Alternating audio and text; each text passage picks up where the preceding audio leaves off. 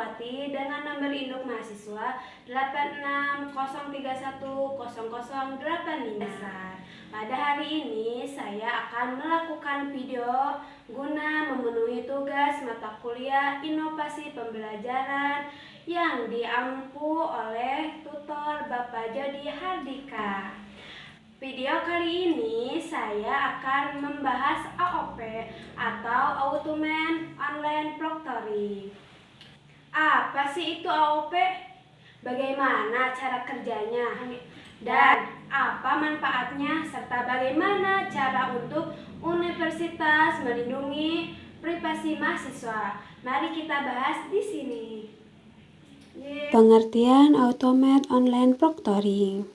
Automated Online Proctoring adalah sistem pengawasan ujian berbasis teknologi digital yang menggunakan kamera, mikrofon, dan kecerdasan buatan untuk membantu memantau pelaksanaan ujian daring.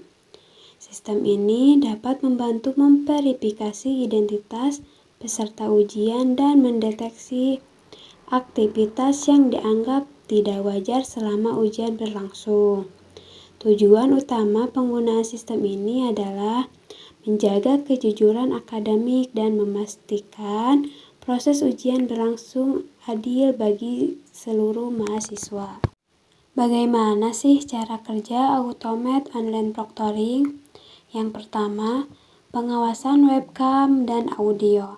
Kamera dan mikrofon akan merekam gerakan fisik serta suara peserta selama ujian. Yang kedua, pemantauan layar atau screen monitoring. Sistem akan merekam atau mengunci aktivitas layar untuk mencegah peserta membuka situs web lain. Yang ketiga, deteksi perilaku AI. AI akan mendeteksi anomali seperti mata yang tidak menutup layar, suara bising, atau adanya orang lain di dalam ruangan. Nah, manfaat integritas akademik. Yang pertama, membantu menjaga integritas akademik. AOP berperan dalam menjaga kejujuran dan kredibilitas proses ujian dengan menggunakan pemantauan secara otomatis selama pelaksanaan ujian. Dengan adanya pengawasan tersebut, hasil ujian dapat lebih mencerminkan kemampuan dan pemahaman peserta yang sebenarnya. Yang kedua, mengurangi potensi kecurangan selama ujian daring. Sistem ini mampu mendeteksi berbagai aktivitas yang dianggap tidak wajar atau berpotensi melanggar aturan ujian, seperti membuka aplikasi lain, keberadaan orang lain di sekitar peserta, atau perilaku yang mencurigakan. Dengan demikian, peluang terjadinya kecurangan dapat diminimalkan. Yang ketiga, membantu pelaksanaan ujian jarak jauh secara lebih efisien. AOP memungkinkan proses pengawasan dilakukan secara otomatis tanpa memerlukan banyak pengawasan secara langsung.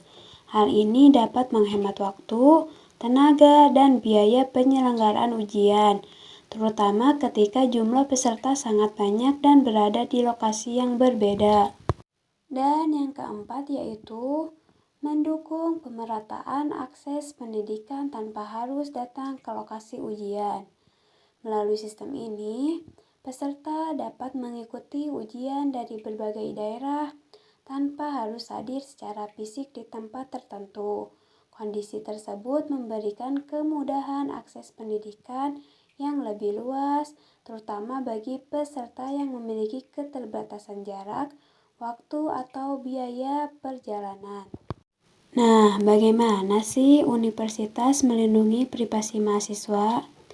Yang pertama, penyimpanan data secara aman dan terenkripsi. Data yang dikumpulkan selama ujian disimpan menggunakan sistem keamanan dan enkripsi agar tidak mudah diakses, dicuri, atau disalahgunakan oleh pihak yang tidak berwenang.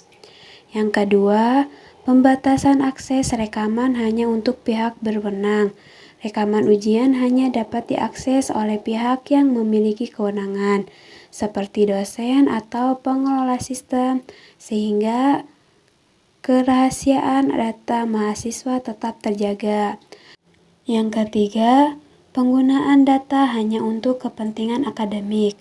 Data yang diperoleh selama ujian digunakan untuk mendukung proses akademik seperti pengawasan ujian dan evaluasi hasil belajar, serta tidak digunakan untuk kepentingan lain di luar tujuan tersebut.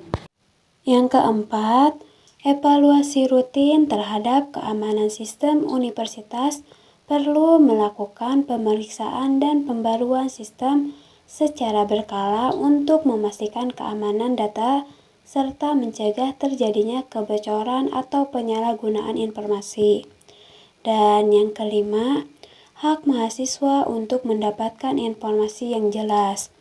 Mahasiswa berhak mengetahui bagaimana data mereka dikumpulkan, digunakan, disimpan, dan dilindungi oleh universitas sehingga tercipta transparansi dan kepercayaan dalam penggunaan teknologi tersebut.